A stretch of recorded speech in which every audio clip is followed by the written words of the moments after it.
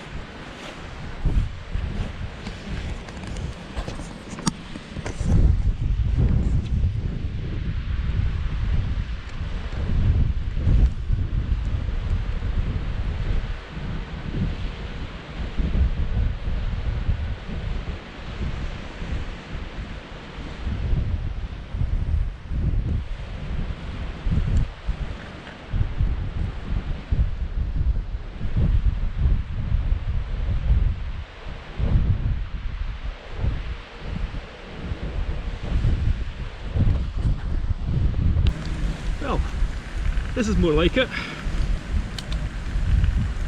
Coffee on, proper coffee. Just ground this morning, and I don't know if you can hear the glorious sound of bacon sizzling on my trangia. Obviously you can't smell it. I've got a few rolls, some thick sliced bacon, cooking in its own juices. Perfect. So I'm in Port Appin, between Glencoe on the road back towards Connel and Oban, and the weather's been fairly changeable, but just now, as you can see, it's turned out lovely. Bit of a breeze coming and going. Relatively sheltered spot here. Looking out towards Lismore there.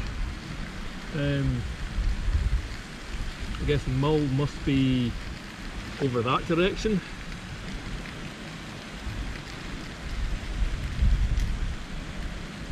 There's a yacht coming in, just about to catch a mooring.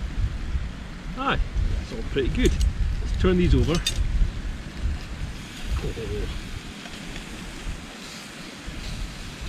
While in lockdown, I'm meant to be on a diet. despite the cycling and not drinking beer very much, I've been putting on a bit of weight, working from home. That's what I'm blaming. But hey, I'm on holiday this week, so I can allow myself one bacon lunch.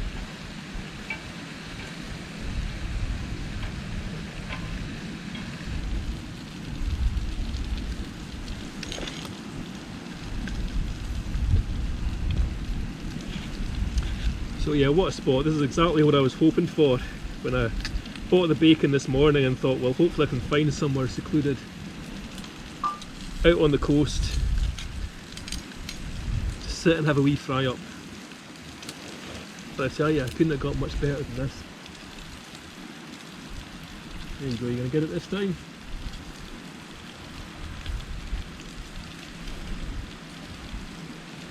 Nah, missed.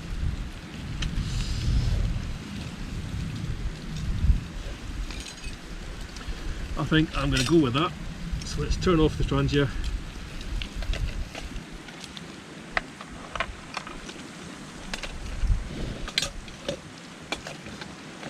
Leave that to cool so I can pack it away later.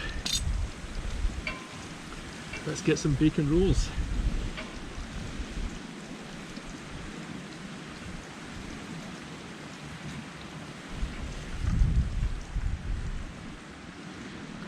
The other one's on there to keep warm. We'll eat the first one.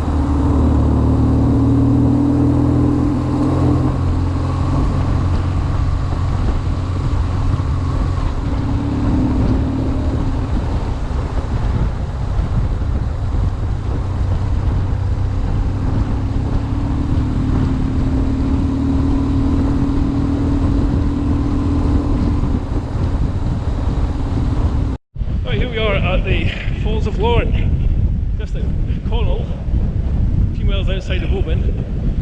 It's a tidal race, which you'll see behind me.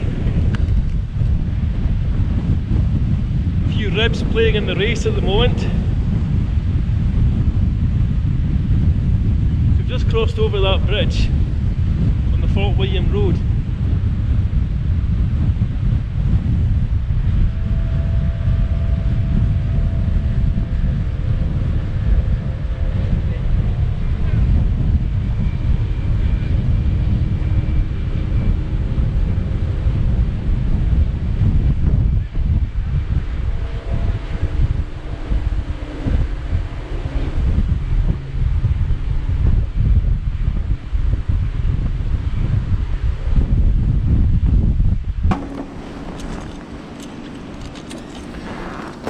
Right, next stop Tyndrum for petrol. Hi, Connell.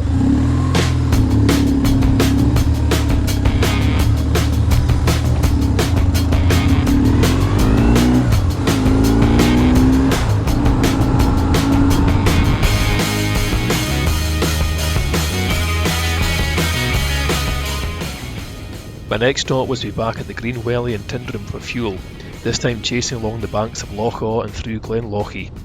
Finally, after that, it was back down Loch Lomond and home, clocking up some 200 miles over the course of the day.